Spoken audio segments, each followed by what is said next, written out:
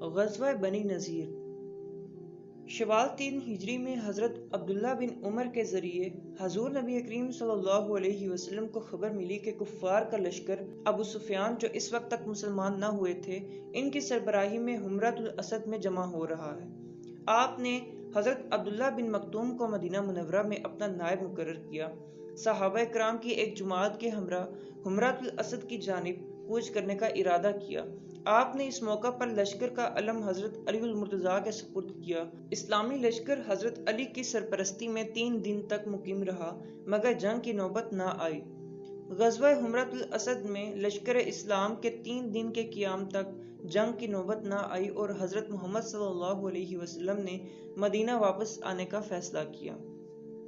ربیع الاول 4 ہجری کو حضور نبی کریم صلی اللہ علیہ وسلم لشکر اسلام کے ہمراہ بنو نذیر روانہ ہوئے تاکہ عبداللہ بن ابی سلول منافق جو بنو نذیر کا حلیف تھا اور حقیقت میں دین اسلام کا دشمن تھا، وہاں کے یہودیوں کے ساتھ مل کر مسلمانوں کے خلاف سازش کر رہا تھا، اس کی سرکوبی کی جائے۔ آپ نے نماز عصر بنو نذیر کے میدان میں ادا فرمائی۔ یہودیوں نے جب دیکھا کہ اسلامی لشکر ان پر حملہ آور ہو رہا ہے تو وہ قلعہ بند ہو گئے اور قلعہ کے اندر سے تیروں اور پتھروں کی بارش شروع کر دی۔ روایات میں آتا ہے کہ بنو نذیر حضور نبی کریم صلی اللہ علیہ وسلم کی ہجرت مدینہ کے وقت سے ہی قریش کے ساتھ خط و کتابت رکھے ہوئے تھے اور وہ آپ کو قتل کرنے کی سازشوں میں مصروف رہتے تھے۔ غزوہ احد کے موقع پر عبداللہ بن ابی سلول منافق نے غداری کی تھی اور اپنے 300 ساتھیوں کے ہمراہ میدان جنگ سے فرار ہو گیا تھا اور بنو نذیر کے پاس قیام پذیر تھا۔ ان کے ساتھیوں کو ختم کرنے کے لیے آپ صلی اللہ علیہ وسلم نے لشکر اسلام کے ہمراہ عبداللہ بن ابی سلول کو سبق سکھانے کے لیے روانہ ہوئے اور لشکر اسلام نے مشرکین کا محاصرہ کر لیا جو تقریباً 15 روز تک جاری رہا۔ اس دوران ایک ماہر تیر انداز اپنے کچھ ساتھیوں کے ہمراہ قلعہ سے باہر آیا۔ آپ کے حکم پر حضرت علی المرتضیٰ نے کچھ صحابہ کرام کے ہمراہ یہودیوں کا مقابلہ کیا اور غرور کا سر قلم کر کے آپ کے قدموں میں ڈال دیا۔ عبداللہ بن ابی سلول منافق نے بنو نذیر سے وعدہ کیا تھا کہ وہ بنو قریظہ کے ساتھ معاہدہ کر چکا ہے اور وہ عنقریب ان کی مدد کے لیے آنے والے ہیں، مگر بنو قریظہ ان کی مدد کے لیے نہیں آئے۔ عبداللہ بن ابی سلول جو منافق تھا، اس لیے وہ اپنے ساتھیوں کے ہمراہ وہاں سے فرار۔ جب بنو نذیر کے وسائل ختم ہونے لگے تو انہوں نے ہتھیار ڈال دیے اور حضور نبی کریم صلی اللہ علیہ وسلم سے درخواست کی کہ انہیں ان کے مال و اسباب سمیت یہاں سے جانے کی اجازت دے دی جائے۔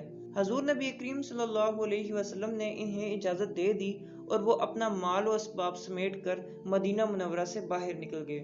بنو نذیر کا سردار حی بن اخطب تھا۔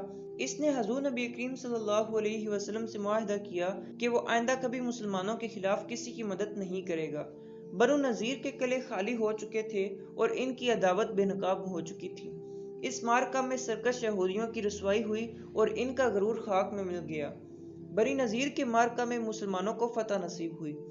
دوسری طرف مکہ میں وہاں سے واپسی کے وقت ابو سفیان نے اعلان کیا تھا کہ وہ آئندہ سال اپنی فوج کو لے کر دوبارہ بدر کے مقام پر اکٹھا ہوگا، تو اس وقت حضرت عمر فاروق نے حضور نبی اکرم صلی اللہ علیہ وسلم کی اجازت سے یہ اعلان کیا تھا کہ ہمیں تمہاری بات منظور ہے۔ ابو سفیان کی بات جھوٹی ہوئی اور وہ جنگ کی تیاری نہ کر سکا۔ اس نے اپنی شرمندگی دور کرنے کے لیے مدینہ منورہ میں نعیم بن مسعود الاشجعی کو بھیجا، جس نے مدینہ منورہ جا کر افواہیں پھیلائیں کہ مشرکین مکہ نے ایک عظیم الشان لشکر تیار کر رکھا ہے اور جنگ کی تیاری میں مصروف ہیں۔ نعیم بن مسعود مدینہ منورہ اپنا سر منڈوا کر آیا تھا کہ مسلمانوں کو پتہ چلے کہ وہ عمرہ کر کے آ رہا ہے۔ اس نے مسلمانوں کو مشورہ دیا کہ وہ مدینہ منورہ سے باہر نہ نکلیں۔ حضرت عمر فاروق کو جب اس بات کی خبر ہوئی تو آپ حضور نبی کریم صلی اللہ علیہ وسلم کی خدمت میں حاضر ہوئے اور عرض کیا، یا رسول اللہ، آپ اللہ عز و جل کے سچے رسول ہیں، پھر مسلمان اس قسم کی خبروں سے کیوں گھبرا رہے ہیں؟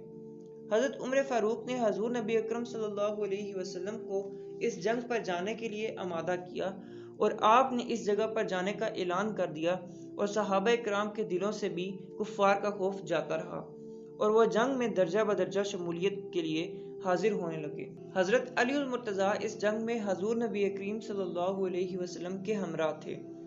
بعد ازاں جب ابو سفیان کو لشکر اسلام کے بارے میں معلوم ہوا کہ وہ جنگ کے لیے نکل پڑے ہیں تو اسے نہایت شرمندگی کا سامنا کرنا پڑا اور اس غزوہ میں بھی بغیر کسی جنگ کے مسلمان فتح یاب ہوئے۔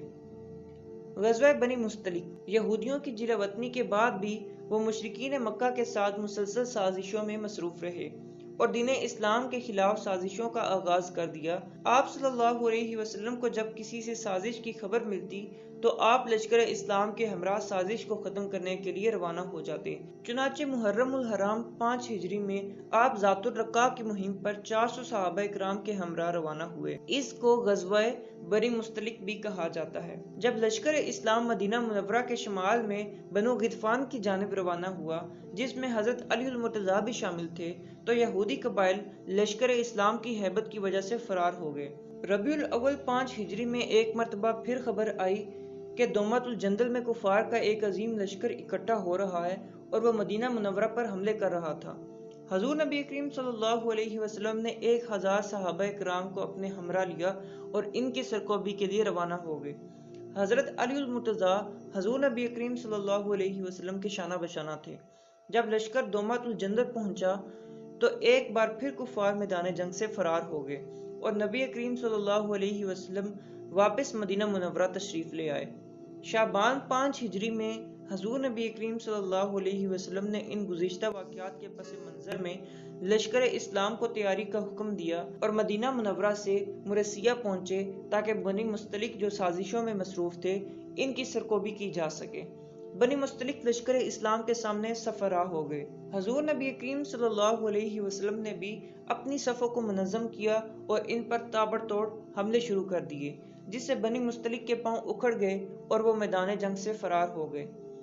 حضرت علی المرتضیٰ نے اس معرکہ میں اپنی بہادری کے بے مثال جوہر دکھائے اور اس غزوہ میں بنی مستلق کے رئیس حارث بن ابی ذرار کی بیٹی جویریہ حضور نبی کریم صلی اللہ علیہ وسلم کے نکاح میں آئیں اور ام المومنین کے لقب سے سرفراز ہوئیں۔ غزوہ خندق۔ کفار مکہ اور یہودیوں کی پیدا کردہ سازشوں کی سرکوبی کرنے کے بعد مدینہ منورہ اور اس کے گرد و نواح میں بسنے والے یہودیوں نے حضور نبی کریم صلی اللہ علیہ وسلم کے ساتھ معاہدے کر لیے جن کی روح سے وہ مشرکین مکہ کا ساتھ نہ دیں گے اور اگر انہیں کوئی خطرہ لاحق ہوگا تو وہ مسلمانوں کا ساتھ دیں گے۔ یہودی ان معاہدوں کے باوجود دل میں بغض رکھتے تھے اور موقع کی تلاش میں رہتے تھے۔ یہودیوں نے مشرکین مکہ بالخصوص قریش کے ساتھ اپنے روابط بڑھانے شروع کیے۔ حضور نبی کریم صلی اللہ علیہ وسلم کو جب یہودیوں کی ان سازشوں کی خبر ہوئی تو حضور نبی کریم صلی اللہ علیہ وسلم نے ان کے حواریوں کو مدینہ سے باہر نکال دیا۔ ذوالقعدہ 5 ہجری کو دشمنان اسلام کا یہ گٹھ جوڑ 24,000 کے لشکر کی صورت میں مدینہ منورہ کی جانب جنگی ساز و سامان سے لیس ہو کر حملہ کے لیے آیا۔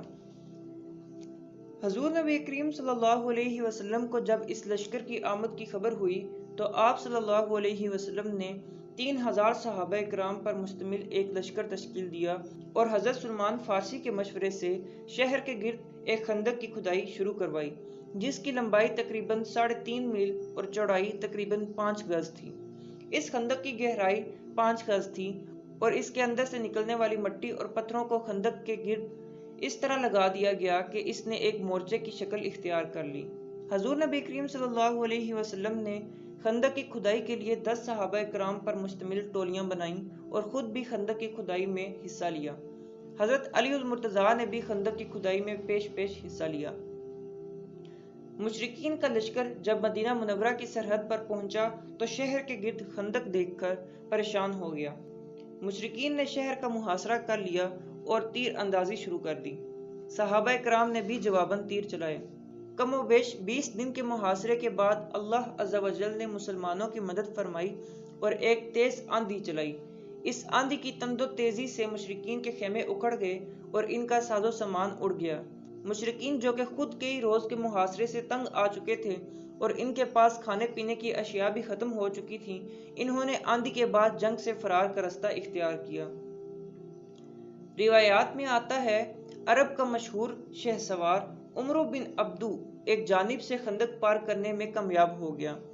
عمرو بن عبدو کے بارے میں مشہور تھا وہ اکیلا 100 لوگوں کا مقابلہ کر سکتا تھا۔ حضرت علی المرتضیٰ نے عمرو بن عبدو کو للکارا اور فرمایا، اے عبدو کے بیٹے، مجھے معلوم ہے تم نے اعلان کر رکھا ہے کہ اگر کوئی شخص مجھ سے 2 باتوں کا مطالبہ کرے تو ایک بات ضرور مان لے گا۔ عمرو بن عبدو نے مغرورانہ لہجے میں کہا، ہاں میں نے ایسا اعلان کر رکھا ہے۔ حضرت علی المرتضیٰ نے اسے دعوت اسلام دی کہ وہ اللہ اور اس کے رسول صلی اللہ علیہ وسلم پر ایمان لے آئے۔ عمرو بن عبدو نے آپ کو سننے کے بعد کہا، مجھے اس کی ضرورت نہیں۔ آپ نے فرمایا، تو پھر میری دوسری بات یہ ہے کہ آ کر مجھ سے مقابلہ کر۔ عبدو نے بولا، میرے تمہارے والد کے ساتھ اچھے تعلقات ہیں، اس لیے میں نہیں چاہتا کہ تم میری تلوار کا نشانہ بنو۔ آپ نے فرمایا، لیکن میں اس بات کو پسند کرتا ہوں کہ تم میری تلوار سے جہنم واصل ہو۔ آپ کی بات سن کر عمرو بن عبدو غصے میں آ گیا اور تلوار لہراتا ہوا آپ پر حملہ آور ہوا۔